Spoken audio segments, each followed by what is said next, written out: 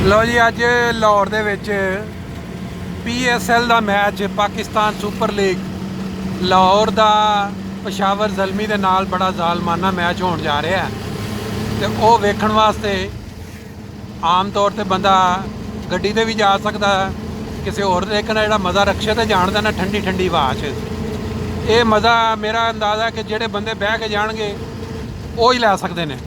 ਦੇਖਣ 'ਚ ਜਾਂ ਸੁਣਨ 'ਚ ਤੁਹਾਨੂੰ ਮਜ਼ਾ ਨਹੀਂ ਮਿਲਣਾ।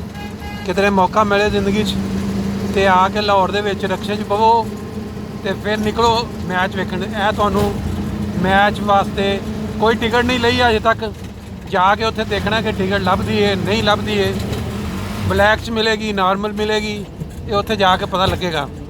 ਅਸੀਂ ਬਾਹਰ ਜਿਹੜੇ ਲੋਕ ਰਹਿੰਦੇ ਆ ਨਾ, ਉਹ ਅਮੂਮਨ ਇਹਨਾਂ ਮੈਚਾਂ ਨੂੰ ਇੰਟਰਨੈਟ 'ਤੇ ਜਾਂ TV 'ਤੇ ਦੇਖ ਕੇ ਇੰਜੋਏ ਕਰਦੇ, ਲੇਕਿਨ ਅੱਜ ਖਿਆਲ ਆਇਆ ਕਿ ਚਲੋ ਇੱਥੇ ਆਏ ਹਾਂ ਤੇ ਜਾ ਕੇ ਤੇ ਇੱਥੇ ਦੇਖੀਏ।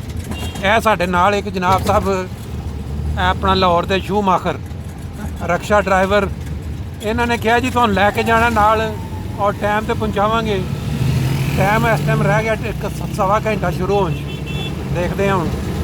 ਦੂਜਾ ਇਹ ਕਹਿੰਦੇ ਜੀ ਅਸੀਂ ਪੈਦਾਇਸ਼ੀ ਲਾਹੌਰੀ ਹਾਂ, ਪਿੰਡ ਜਿਹੜਾ ਏਅਰਪੋਰਟ ਦੇ ਨੇੜੇ ਉੱਥੇ ਦੀ ਇਹਨਾਂ ਦੀ ਰਿਹਾਇਸ਼ ਹੈ।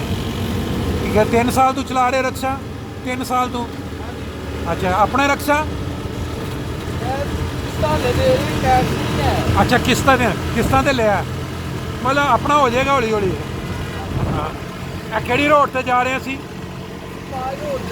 ਸੁਲਤਾਨ ਰੋਡ।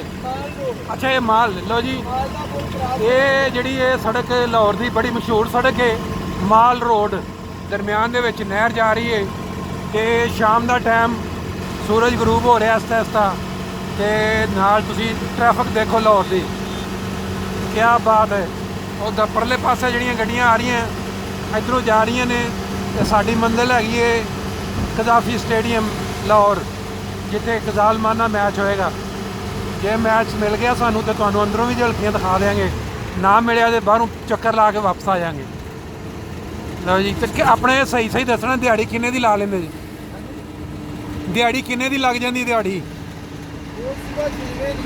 6 ਵਜੇ ਸਵੇਰੇ ਨਿਕਲਦੇ ਜੀ? ਅੱਛਾ, ਰਾਤੀ 9-10 ਵਜੇ। ਠੀਕ ਹੈ, ਸਹੀ ਹੈ।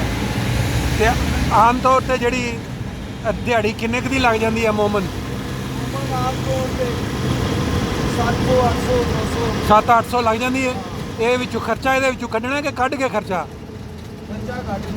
ਕੱਢ ਕੇ 700-800। ਅੱਛਾ, ਕਿਸ ਕਿੰਨੀ ਜਾਂਦੀ ਮਹੀਨੇ ਦੀ? 5000 ਮਹੀਨੇ ਦੀ। ਕਿੰਨੇ ਦਾ ਬਣਿਆ ਰਕਸ਼ਾ ਤਿਆਰ?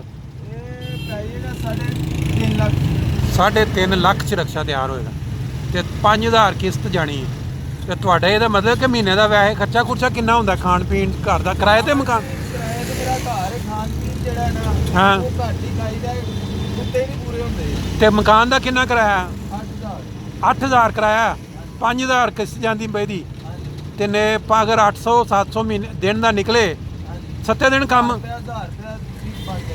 1000 ਰੁਪਇਆ ਬਚ ਨਿਕਲ ਆਉਂਦਾ। ਮਤਲਬ 30,000 ਅਗਰ 30 ਦਿਨ ਕੰਮ ਕਰੋ ਤਾਂ ਬਣਦਾ, ਉਹਦੇ ਵਿੱਚੋਂ ਤੁਹਾਡਾ ਨਿਕਲ ਜਾਂਦਾ ਤਕਰੀਬਨ 5000। ਇਹ ਨਿਕਲਿਆ ਤੇ 8 ਮਕਾਨ ਦਾ ਕਿੰਨਾ ਦੱਸਿਆ? 13,000 ਤੇ ਗਿਆ ਨਾ ਜੀ। ਹਾਂ, ਗੈਸ ਦਾ ਆ ਗਿਆ ਤੁਹਾਡਾ। ਇਹਦਾ ਮਤਲਬ ਹੈ ਕਿ 13 ਦੇ 3 16,000। ਇਹ ਪੱਕਾ ਖਰਚਾ, ਜਿਹਨੂੰ ਭਾਵੇਂ ਕੁਛ ਕਹੋ ਨਹੀਂ ਹੋਣਾ ਹੀ ਜਾਣਾ, ਇਹ ਜਾਣਾ ਹੀ ਜਾਣਾ।